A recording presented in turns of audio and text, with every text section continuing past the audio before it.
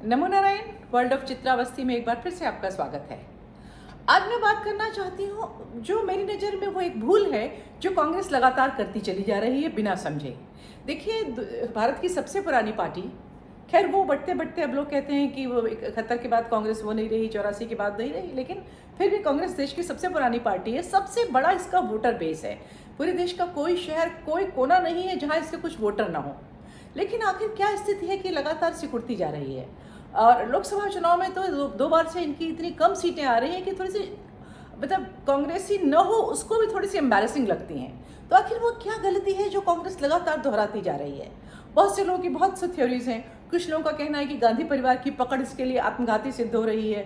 कोई कहती है कि कुछ लोग ये कहते हैं कि शायद जो माइनॉरिटी की अपीजमेंट वाली पार्टी के रूप में ये सामने आ गई है, उस कारण से ऐसा हो रहा है। देखिए, ये सारी चीज़ें मेरी नज़र में बहुत बड़ी नहीं है, क्योंकि कांग्रेस का जो वोट बैंक है, आज भी कांग्रेस का जो कोर वोटर है, वो वोट देने निकलता है या नहीं निकलता है, निराश हो गया है, नहीं बोलता है, वो बात एक अलग है।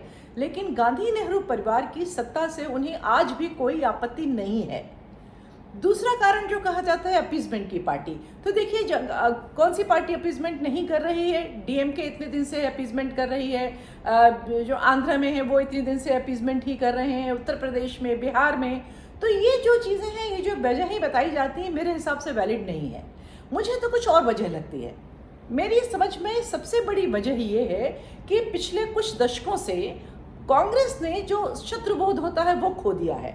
मतलब कांग्रेस अपने शत्रु को नहीं पहचान पा रही है कि कौन है, और जो असली शत्रु है वो दूर खड़ा मुस्कुरा रहा है, और जो उसका असली शत्रु नहीं है उससे लड़ने में वो अपनी सारी ऊर्जा खत्म किए दे रही है और अपने रिवाइवल के चांसेस को भी खत्म किए दे रही है।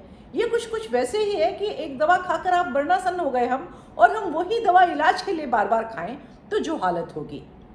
तो जैसे मैं कह रही हूँ कि कांग्रेस अपने शत्रु को पहचानने में सफल नहीं हो पा रही है। देखिए, इस समय कांग्रेस को लगता है कि उसके सबसे बड़े शत्रु कौन है? बीजेपी है और आरएसएस हैं, और वो अपनी सारी ऊर्जा, अपनी सारी स्ट्रैटेजी इसी हिसाब से बना रही है कि बीजेपी को खत्म कर देना है। लेकिन अगर हम स्टेट वाइज देखें तो कौन सी स्टेट वो है जहां पर बीजेपी ने डिसिमेट कर दिया है, जो समूल जिसका कहते हैं ना, विनाश कर दिया, उखाड़ के रख दिया कांग्रेस को? ऐसे कौन से प्रदेश हैं? देखिए, उत्तर प्रदेश में खत्म हो गई है कांग्रेस, लेकिन ये काम बीजेपी ने नहीं किया। बीजेपी के स्वर्ग के पहले ये काम किया था किसने? बीएसपी ने और अखिलेश यादव ने। और अपने कल्पित शत्रु बीजेपी को खत्म करने के लिए कांग्रेस बार बार अपने असली शत्रु बीएसपी और एसपी से हाथ मिलाती है। ये कहीं ना कहीं उसके वोटर को, उसके कार्यकर्ता को और हर चीज को डिस्टर्ब करता है। बिहार में इतने सालों शासन करने के बाद वहां से वो खत्म हो गई है अगर कांग्रेस, तो क्या वहां उसको बीजेपी ने खत्म किया? नहीं जी, बीजेपी तो आज तक वहां अपने खुद ही पांव नहीं जमा पाई है। अगर आप सोचें, तमिलनाडु में उसे किसने खत्म कर दिया, उसको महाराष्ट्र में किसने खत्म कर दिया, कश्मीर में किसने खत्म कर दिया, जहां जहां आप देखते जाइए, केरल में कौन खत्म करेगा? तो जहां भी कहीं कांग्रेस खत्म हो रही है वहां पर बीजेपी उतनी स्ट्रांग है ही नहीं, या बीजेपी की जो स्थिति बढ़ रही है वो कांग्रेस खत्म होने के बाद आ रही है।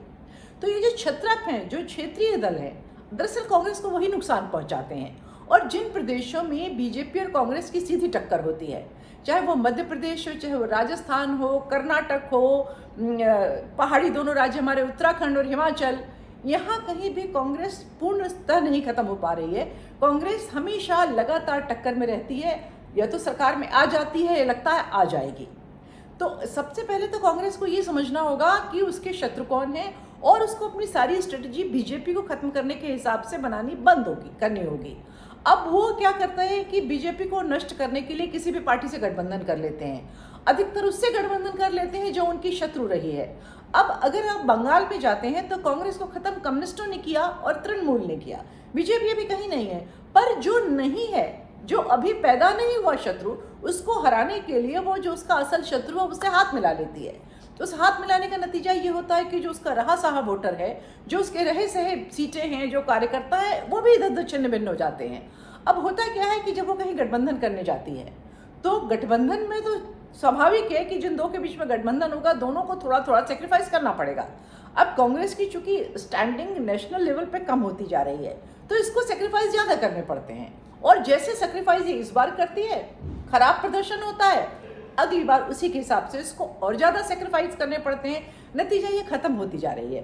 तो मेरा तो मानना ये है कि अगर कोई कांग्रेस के जो करता धरता है उनके दिमाग में ये डाले या उनको ये समझ में आए, अब वो दिल्ली में आम आदमी पार्टी ख़त्म करती है कांग्रेस को, और कांग्रेस बार बार अपना वोट बैंक बीजेपी को हराने के लिए आम आदमी पार्टी को शिफ्ट करने की कोशिश करती है।